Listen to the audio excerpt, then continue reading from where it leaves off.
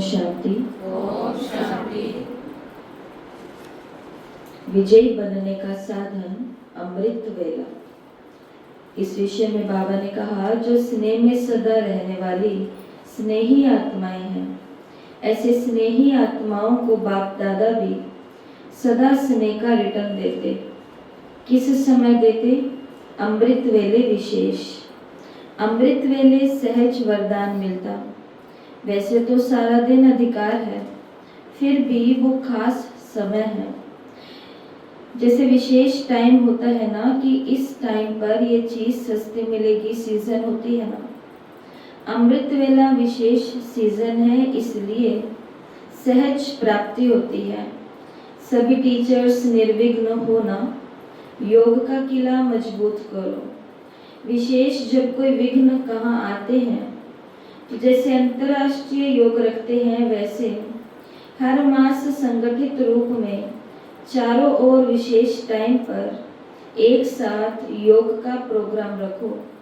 पूरा जोन का जोन योगदान दे, जिससे किला मजबूत होगा। कोई भी तीर नहीं काट सकेगा। जितना सेवा बढ़ाते जाएंगे, उतना माया अपना बनाने की भी कोशिश करेगी। तो जैसे कोई कार्य शुरू किया जाता है तो शुद्धि की विधियां की जाती हैं। तो सर्वश्रेष्ठ आत्माओं का एक ही शुभ संकल्प हो, विजयी। ये हो गई शुद्धि की विधि। चारों ओर एक साथ किला मजबूत करो तो विजयी हो जाएंगे। 21 जुलाई 2026 बाबा ने कहा, मीठे बच्चे, जी बाबा। अभी तक तुम सुनी सुनाई बातों पर चलते आए। अब बाप तुम्हें डायरेक्ट सुनाकर आप समान नॉलेजफुल बनाते हैं। प्रश्न, अच्छे पुरुषार्थी बच्चों की निशानी तथा उनकी अवस्था का गायन क्या है? उत्तर, अच्छे पुरुषार्थी बच्चे मदर फादर को पूरा पूरा फॉलो करेंगे, अपने जीवन पर तरस खाएंगे, पूरा पूरा अटेंशन रखेंगे, थोड़ा भी समय निकाल बाबा की याद में जरूर बैठेंगे। उनकी अवस्था का गायन है अचल, अडोल, स्थिर। उन्हें ही महावीर कहा जाता। गीत है भोलेनाथ से निराला। ओम शांति। ओम शांति। भक्ति मार्ग में दुनिया सिर्फ गाती है, तुम बच्चे भी समझते हो। भक्ति मार्ग में हम भी गाते थे। अब वही भोलानाथ सन्मुख है। भोलानाथ अक्षर भक्ति मार्ग का है, ज्ञान मार्ग का अक्षर है शिव बाबा। तुम समझते हो अनादि बने बनाए ड्रामा प्लान अनुसार। अब संगम पर बाप को आकर हमसे ये पुरुषार्थ कराना ही है। कल्प कल्प पुरुषार्थ कराते आए हैं। कितना समय तुम बच्चों ने भक्ति की, ये भी सिद्ध करके बतलाते हैं। जिन्होंने पहले पहले भक्ति शुरू की है, वही आकर के ज्ञान लेंगे, फिर सूर्यवंशी बनेंगे।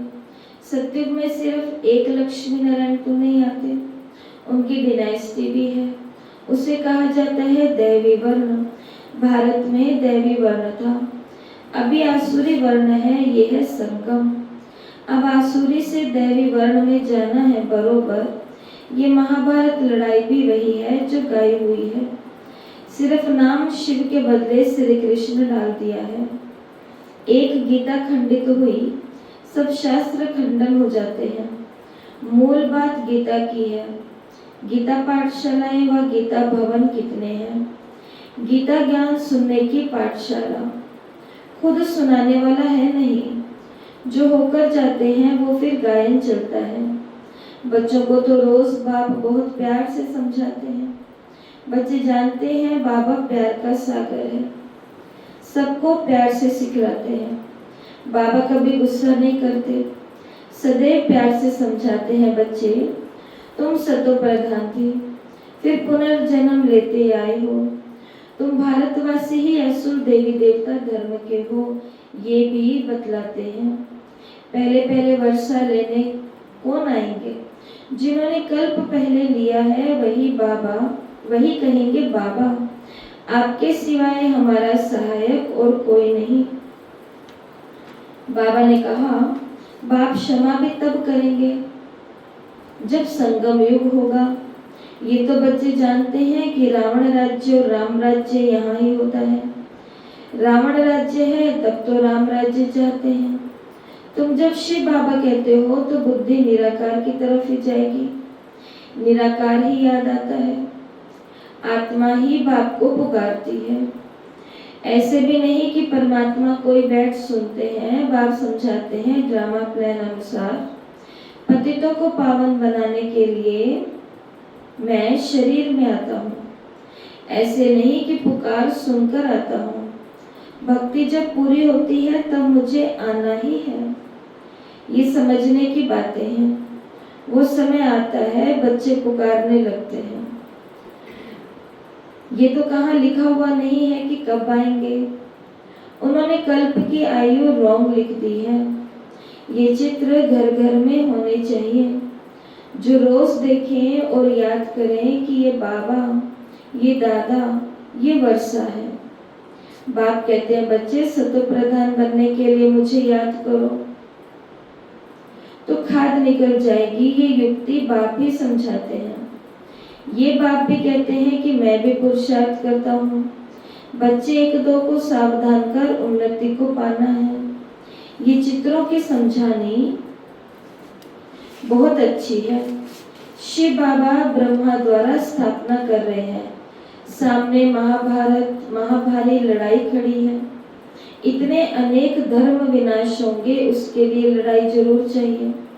ये बातें बच्चों को भूलनी नहीं चाहिए। बरोबर अब कलयुग घोर अंधियारा है। कितने ढेर मनुष्य हैं, जरूर विनाश होना है। सत्युग में एक धर्म होगा जरूर। 84 जन्म का चक्र भी उन्होंने ही लगाया है। ये तो सहज है। बाकी इतने सभी धर्मों का विनाश जरूर होना है। फिर एक धर्म की स्थापना बरोबर हो रही है। सर्व का सदगति दाता बाप है।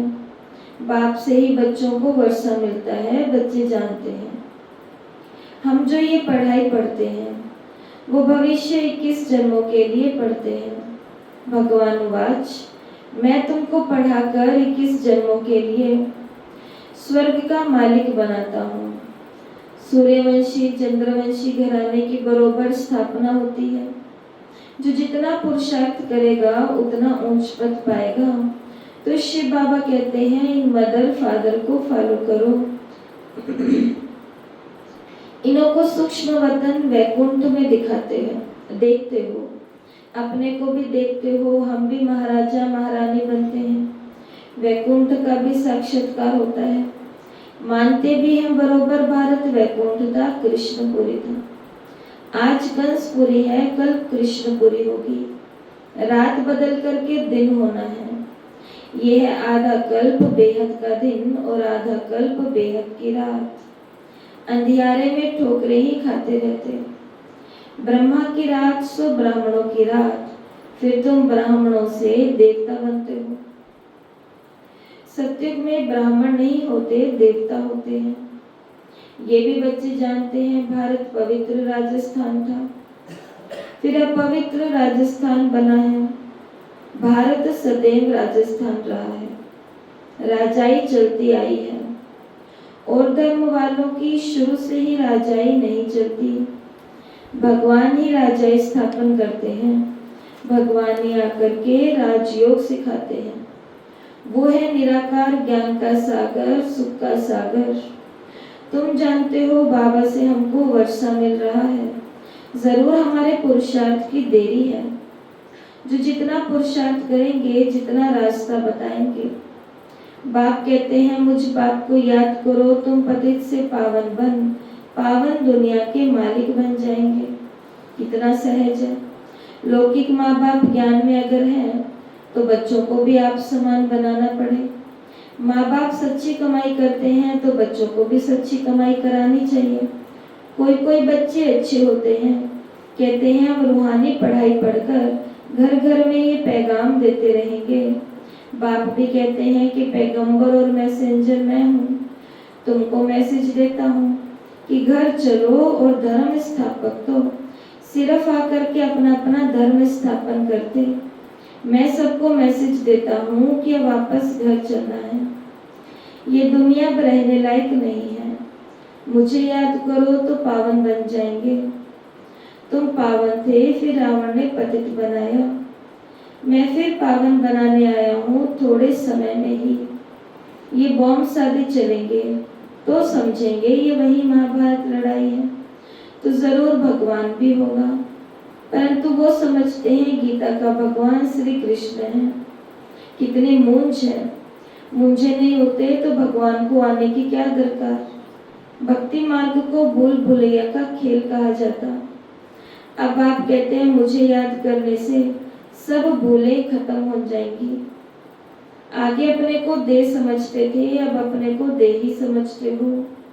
ये सावधानी बाप भी देते हैं कि बच्चों दे ही अभिमानी बनो। यहाँ तुम बाप के सन्मुख बैठे हो, वहाँ सेंटर्स पर बच्चियां बैठ समझाएंगी कि शिव बाबा ऐसे कहते हैं। यहाँ तो डायरेक्ट बाप कहते हैं मैं आत्माओं से बैठ बात करता हूँ। तुम बच्चे जानते हो बाबा इन द्वारा हमको समझा रहे हैं। ये बड़ा कल्याणकारी मेला है। बाप कहते हैं निरंतर मुझे याद करो। बाबा से हमको स्वर्ग का वर्षा लेना है। बाप और स्वर्ग को याद करना है। कोई भी विकर्म नहीं करना। अगर विकर्म करेंगे तो 100 गुना बन जाएगा। विकर्म कराने वाली है माया, उन पर जीत पानी है। इसलिए हनुमान महावीर की कथा है। तुम हनुमान महावीर हो ना। हम तो बाबा के बन गए, माया से हार नहीं सकते। तो बाबा को याद करते करते सतो प्रधान विक्रमाजीत बन जाएंगे। नहीं बनेंगे तो अपना पद भ्रष्ट करेंगे। पुरुषार्थी बच्चे जो होते हैं वो अपने जीवन पर तरस खाते हैं। कुछ भी हो जाए याद की यात्रा में रहेंगे, अचल अडोल स्थिर रहेंगे। बाबा ने कहा विनाश तो होना ही है।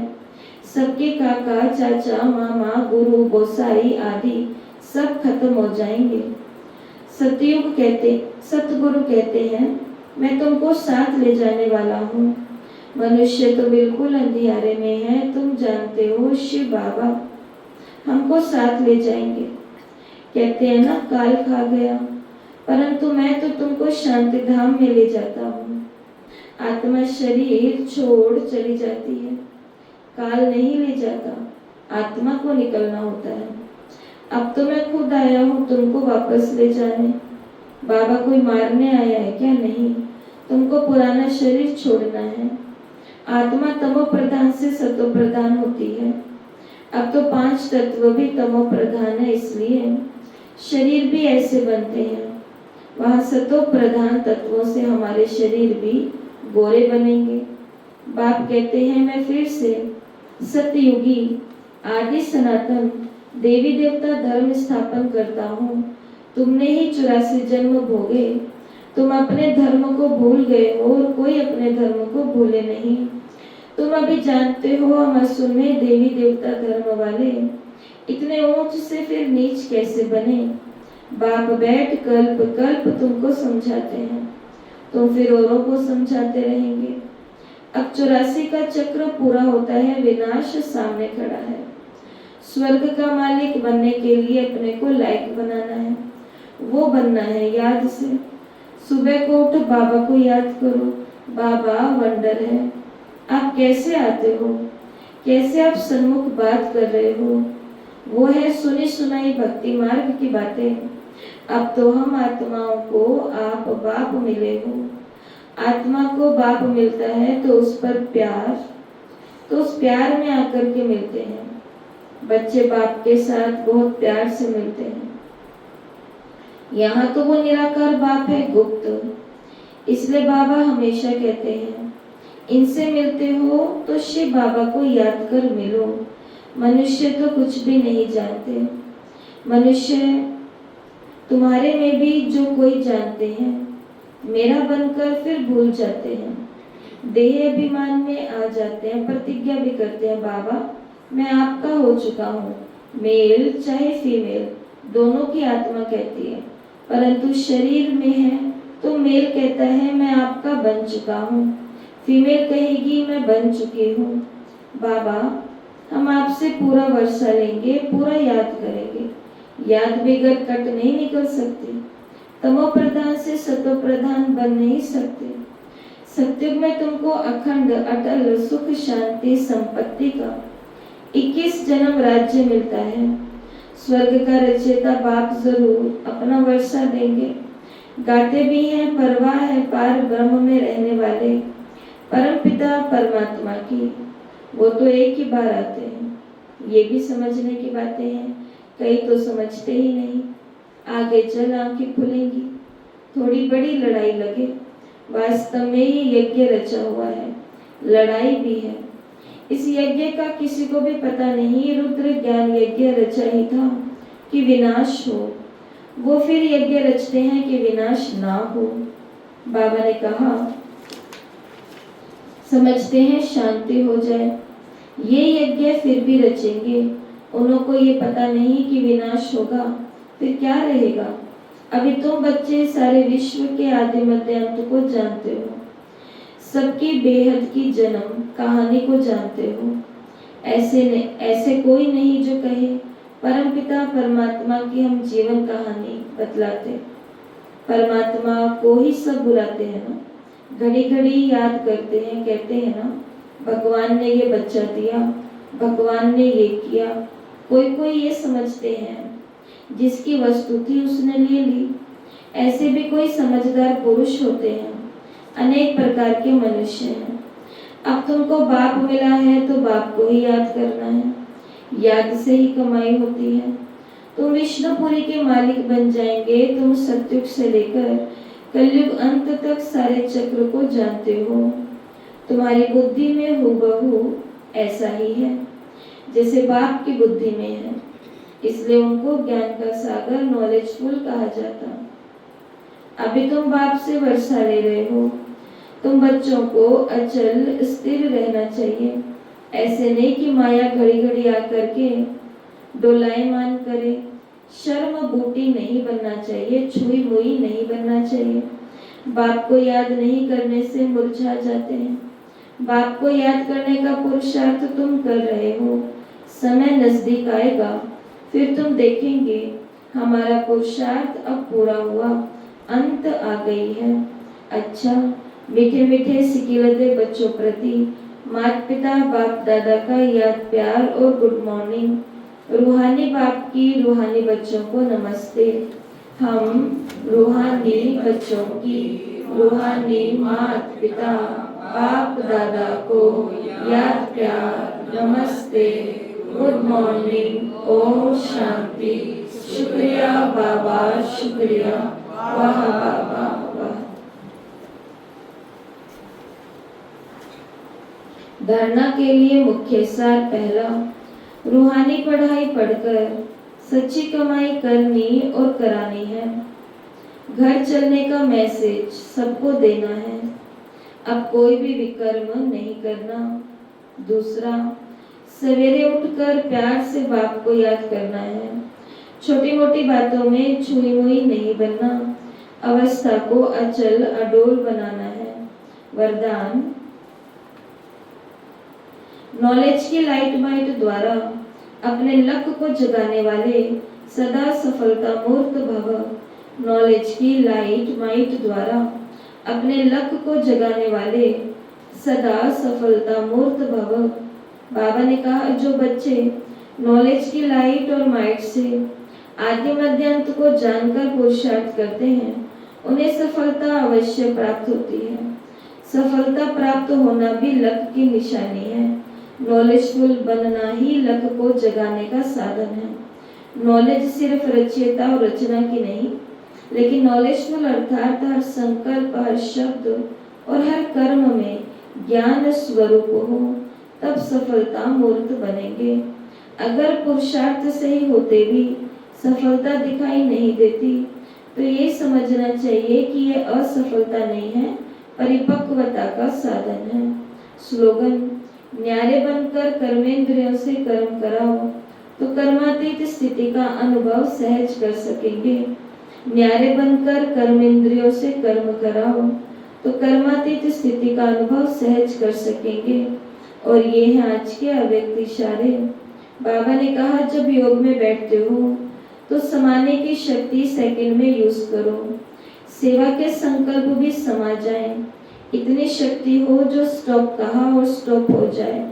फुल ब्रेक लगे, ढीले ब्रेक नहीं। अगर 1 सेकंड के बजाय ज्यादा समय लग जाता है तो समाने की शक्ति कमजोर कहेंगे। और आज का स्वमान है, मैं सदा सफलता मूर्त आत्मा हूँ। मैं सदा सफलता मूर्त आत्मा हूँ। ओम शांति।